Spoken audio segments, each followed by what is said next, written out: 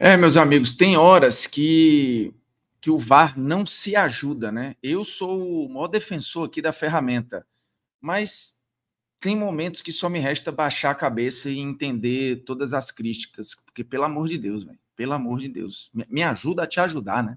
Como diria o Ricardinho Martins. Nunca pensei em ser perfeito, mas vou correr pelo direito. Fala, moçada, beleza? O Bruno Formiga na área, nada mais convidando você a se inscrever no canal, tocar na notificação, deixar o seu like, seu dislike, comentar o conteúdo aí, compartilhar o conteúdo nos seus grupinhos de WhatsApp e aproveitando para pedir para você baixar o SofaScore 100% de graça. Aplica aqui, ó. Primeiro tem o link na descrição do vídeo, mas aqui é mais fácil. Apontou o celular para esse QR Code, baixa o SofaScore, que é o aplicativo de placar ao vivo mais rápido e mais usado do planeta, beleza? Estatística, tabela, os confrontos, os números desses confrontos, comparativo de jogador, comparativo de time, tá tudo lá. Mas eu quero falar de VAR e de mais uma rodada de Campeonato Brasileiro em que a arbitragem ela é o quê? Protagonista e gera um monte de debate. Alguns eu não entendo muito, tá? O pênalti lá no Grêmio, eu acho que eu vou passar por aí rápido, porque eu não entendi tamanha polêmica, assim, por mais que o jogador do Grêmio caia com certo... de maneira um pouco teatral, é pênalti. O toque ele é muito claro, são dois toques, inclusive. Tem um toque no início do movimento na perna direita e depois tem outro toque no braço do goleiro. Para mim, não tem muita questão.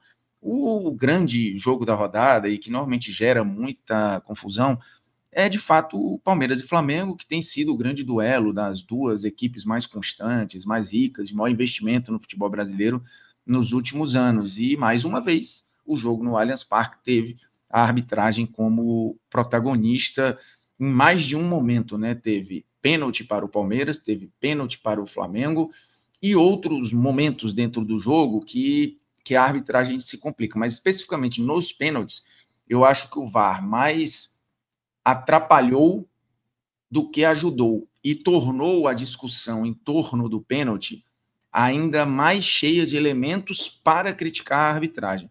Porque vamos lá, a arbitragem marca no campo um pênalti muito difícil de ser marcado e que é muito inconclusivo, que é a mão do Varela. A bola realmente bate na mão dele, de fato é uma infração. A grande dúvida é, foi dentro ou foi fora da área? E para mim, não tem como concluir. Nenhuma imagem ali, ela é muito clara. Então, para você chamar o árbitro, você precisa ter certeza e clareza do erro, para que ele vá lá revisar. A partir do momento que o árbitro deu aquele pênalti no campo, que de novo acho que ele não tem no ao vivo elementos para marcar pela posição que ele está, pela velocidade da jogada, ele não tinha como marcar, mas a partir do momento que ele apitou, o lance está poluído. E por que eu digo que está poluído? Porque quando o VAR chama, nesse tipo de situação, para definir se é dentro ou fora da área, o protocolo, não as recomendações, o protocolo, não é nem para chamar, é para dizer foi dentro ou foi fora da área. E aí o árbitro tem que rever a marcação e refazer a marcação. Porque o árbitro está lá na tela, tem muito mais elementos tecnológicos para falar, cara, ó, a gente está vendo aqui, o toque foi fora da área, ou foi dentro da área. Se foi dentro, mantém, se foi fora, volta. E ele diz no áudio, olha, a gente está vendo aqui, a gente acha que foi fora, mas vamos te chamar para ver.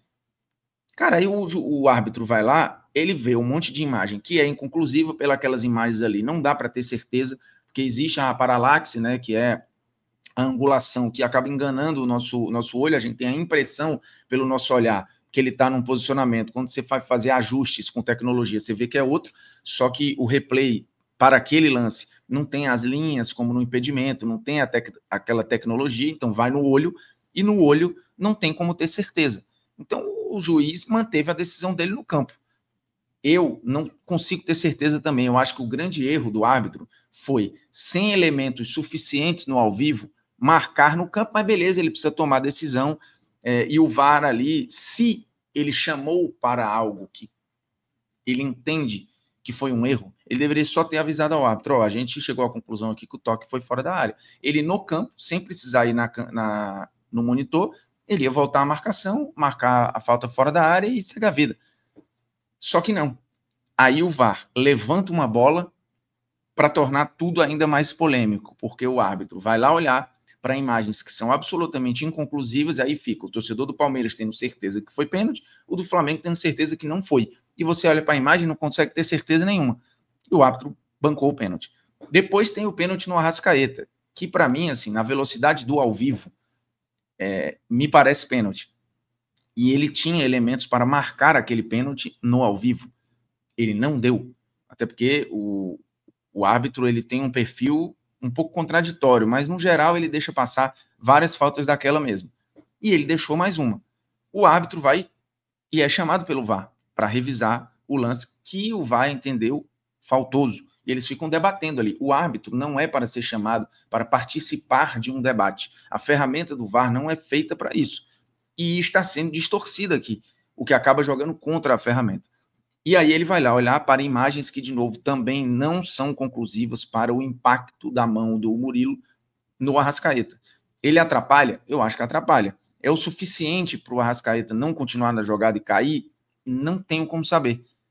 E aí, se eu não tenho como saber, se eu não tenho a certeza, eu estou falando por mim, fica a marcação do campo. E qual foi a marcação do campo? Não dar o pênalti. Eu olhando o replay N vezes, eu não consigo ver o pênalti ali. Eu acho que aquele lance tem 500 vezes dentro do jogo, dentro da área, num escanteio, tem 200 vezes, e a gente precisa medir o impacto. Hoje a recomendação é essa, ver o impacto. E a gente não consegue ter certeza. Então o VAR fez um chamado que para mim é altamente interpretativo. E se é interpretativo, não é para chamar, porque o protocolo chama para erros claros. E ali não me parece um erro claro. O meu ponto é esse. Acho que no final das contas, os dois procedimentos foram mal feitos e acabaram poluindo a discussão do jogo. E tem outras decisões de campo que também foram muito ruins. Por exemplo, o Gustavo Gomes já tinha um cartão amarelo quando ele dá um pisão na entrada da área no Luiz Araújo. Ele marca a falta, que é evidente, e deveria aplicar o segundo amarelo, até pelo ponto de contato. Não deu o cartão. Na revisão do pênalti do Arrascaeta, ele diz de uma situação promissora de finalização, né, que era para onde o Arrascaeta ia bater no gol. Obviamente que o Murilo atrapalha o Arrascaeta. Quando ele desacelera o Arrascaeta com o braço, ele permite uma cobertura, salvo engano, do Giai ou do Piquerez, não lembro quem estava na sobra da jogada. Mas tem que ver o impacto para saber a falta ou não, mas enfim. Ele vai para a revisão, ele discute com o VAR lá, ele chega a falar sobre a jogada promissora, e quando você faz falta num ataque promissor, você tem que dar o cartão amarelo. Ele fala disso, ele dá o pênalti e ele não dá o cartão amarelo para o Murilo. Então, assim, uma série de decisões equivocadas, ruins, e que, de novo, só geram argumentos para quem é contra a ferramenta ou quem detona o VAR. Porque, às vezes, eles dão razão mesmo. É isso, assim. Infelizmente, é isso. A rodada foi, de novo, dominada por discussões que nada tem a ver com campo e bola, num jogo riquíssimo do ponto de vista tático, né? Acho que, tecnicamente, ele deixou muito a desejar, mas dois técnicos tentando um encaixar no outro e tal. Era um jogo para ter, horas e horas de debate no campo e bola. A gente não consegue. Simples assim. Não consegue.